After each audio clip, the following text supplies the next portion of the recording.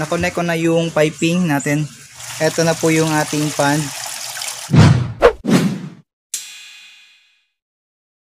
So ngayong araw, tatapusin po natin yung filtration system ng bagong pan na ginawa po natin, yung blue na pan. At ito, pinakain po muna natin itong mga alaga natin dito. Yan po sila. Ito po yung blue pan natin mga kahabi. At natapos ko na po yung roofing natin dito. Nalagay ko na po yung plastic para di po makapasok yung tubig ulan. Ito ngayon yung tubig natin dito, napakalinaw na. Dahil naglagay po tayo ng temporary na filter. Tapos ito, may mga photos po tayo guys. Ilalagay po natin sa filtration system natin yan. Meron din tayo dito mga kahoy na pwede nating gamitin na pang setup. Gagawin po sana ito panggatong pero tinabi ko po muna, baka magamit po natin. So ito ngayon, gagawin na po natin or i-set up na po natin yung filtration system nito. Medyo malayo po siya pero gagamit po tayo ng pipe para mapapunta yung tubig dun sa pond. Kasi mas maganda po dito para easy to maintain na lang siya. I-drain na po natin dito yung tubig at mas mabilis po yung pag water change at paglinis natin ng filtration. So ngayon, ito pong mga filter drum yung gagamitin natin. Ito po yung gagawin nating mechanical, tapos ito po yung bio natin. Dito sa ibabaw, maglalagay po tayo ng basket at dun po natin ilalagay yung first layer ng filtration natin, which is yung fiber fill na foam. Okay po kasi siya, tapos mas maganda po kasi siya na pangsala ng dumi. Tapos dito maglalagay po tayo ng siguro net or yung filter brush. Observe na lang po natin, baka maglagay po tayo ng UV light. Itong filter chamber natin ay ipapatong po natin dito. Nag water change tayo or naglinis po tayo ng chamber, mas madali na lang po siya kasi tatanggalin na lang po natin itong drain. Mabilis na po kasi ma-absorb ng lupa yung tubig dito, kaya mas madali po talaga dito. Sa mga magtatanong po pala kung paano gumawa ng ganitong chamber ng mga filter drum, meron po akong video nito ng pag-setup nito, complete video dyan sa channel po natin na pwede nyo pong tingnan kung gusto nyo pong gumawa or mag-setup ng ganitong klaseng filtration. Meron po tayo dyan 3 chamber, meron ding 4 chamber na mga filter drum. Check nyo lang po dyan sa channel po natin.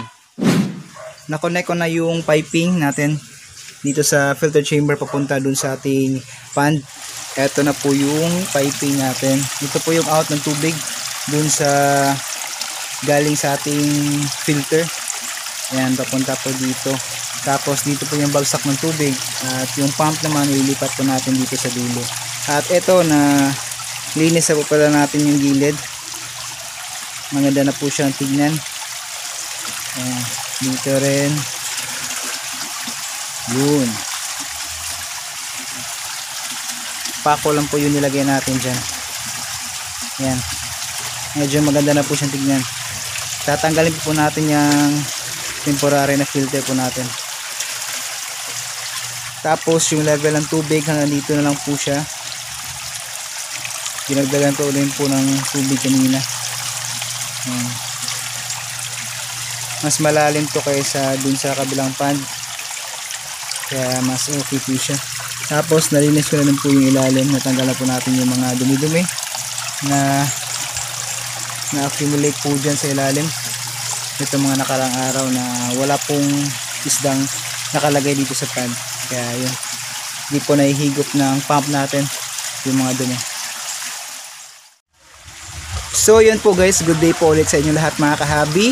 And ito, nalagay na po natin or nailipat ko na po dito yung mga alagang isda po natin. Ayan. Di pa po masyadong clear yung tubig, pero yun nga, may mga gagawin pa tayo dito. Gagawa pa po tayo ng skimmer para po dito sa surface ng pan natin para makuha yung mga dumi. Pero so far okay naman po yung tubig natin. At yan, ito po yung mga alagang isda natin dito. Halo-halo na po sila dito guys. May hammerhead tayo, isang albino at saka itong black.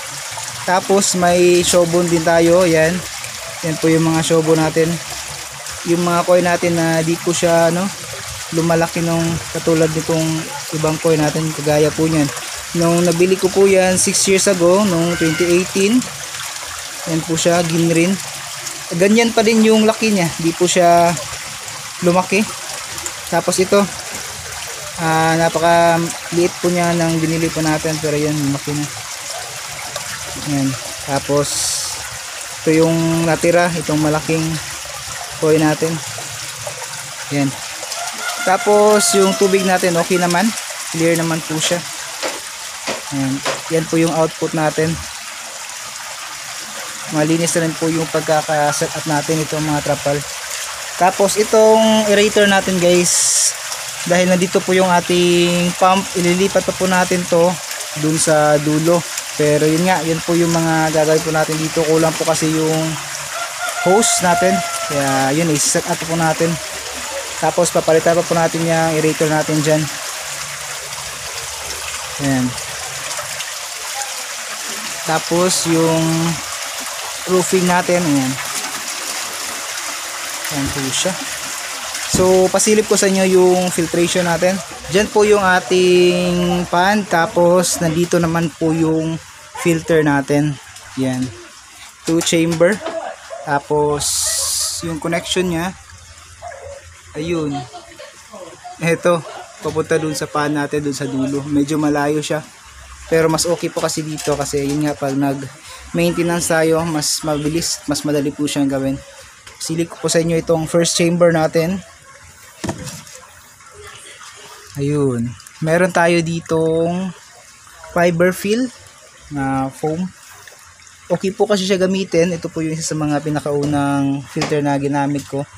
Pwede niya po natin siyang palitan. Mura lang din po siya. Tapos easy to maintain. Then tapos dito sa loob niya, yan, may mga filter brush tayo nilagay dyan for mechanical natin.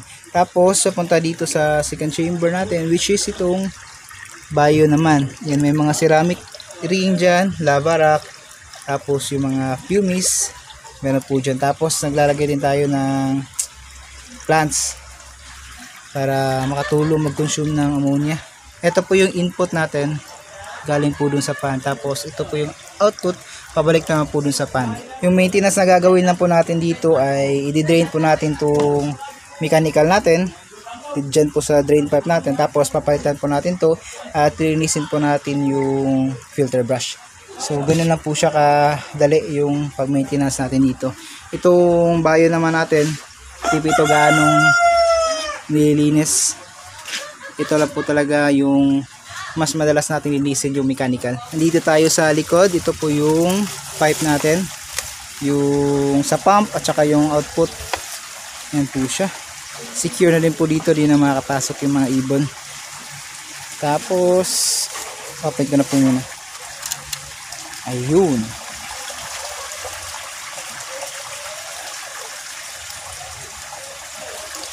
So abangan nyo po yung iba pang gagawin natin dito mga kahabi. So maglalagay po tayo dito ng skimmer. At yan, sa mga susunod na araw mas lilinaw pa po yung tubig dito. Yan. Yung gamit po pala natin dito na pump ay Aquaspeed A4000, 4,000 liters per hour. So yun po guys, dito na po muna yung video natin mga kahabi. And ito na po yung bagong gawa nating pan. Itong blue pad natin. Yan. At nailipat na po natin dito yung mga alagang isda natin dun sa kabilang pan. So yun, abangan nyo na po yung mga iba pang gagawin natin dito sa pan sa mga susunod na video natin. So yun, dito na po mga kahabi. Maraming salamat sa panonood and see you ulit sa susunod na video. Peace out!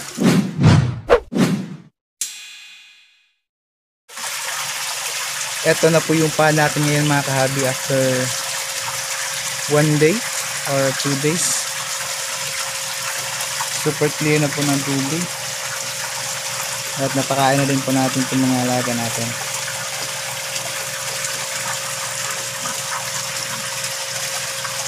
Boom. May sugat pala yung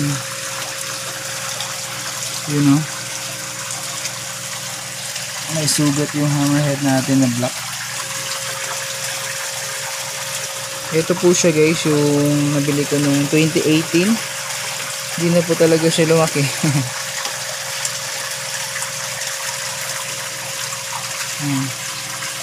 Ito naman nabili natin sa CKG Koi Farm. Napaka yata maliit talaga. Tapos kala ko di lalaki, pero yun lumaki naman.